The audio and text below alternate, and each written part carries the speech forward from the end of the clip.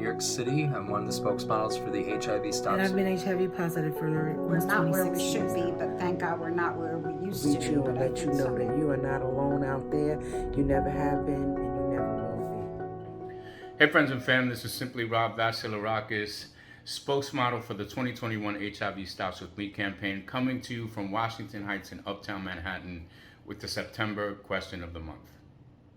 Are your health decisions in response to the COVID pandemic impacted by living with HIV?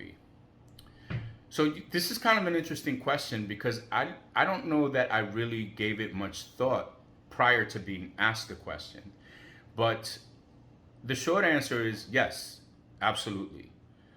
Even if it's on a subconscious level, I'm aware that I have been living with a compromised immune system for 28 going on 29 years.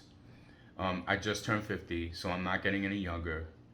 And, you know, when it comes to COVID, like my response to COVID, you know, I try to be a person who does not live a life dictated by fear, but I am really careful. Like I have surgical masks and I have KN95 masks. For the most part, I'll just wear the KN95 mask.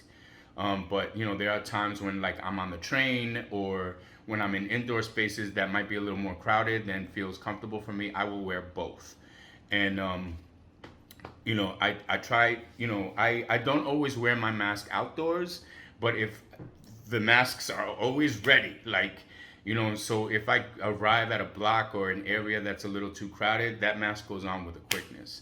And, you know, in terms of the gym, you know, and running and physical exercise, I know that fitness is very much a part of my lifestyle. It's how I stay healthy.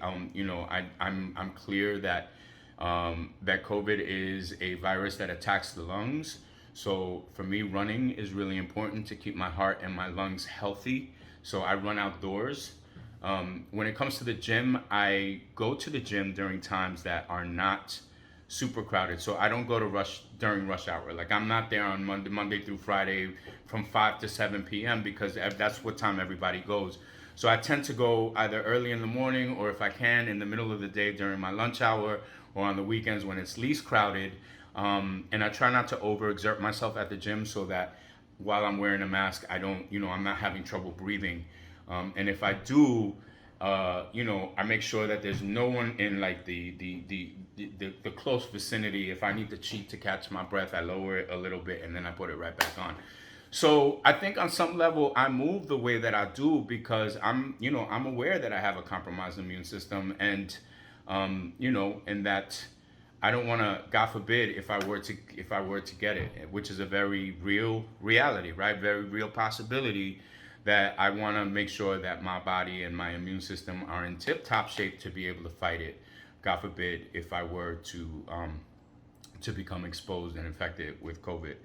But with that said, you know, again, I don't like to live a life dictated by fear. I try to lead my life with, you know, love and compassion. And so that is where I'm going to keep my energies. So I will close out this video by saying that if nobody told you yet today, let me be the first to say that I love you, coño de corazón, and I wish you much health and success. And looking forward to the day when COVID is something that we can look back upon and say we overcame that.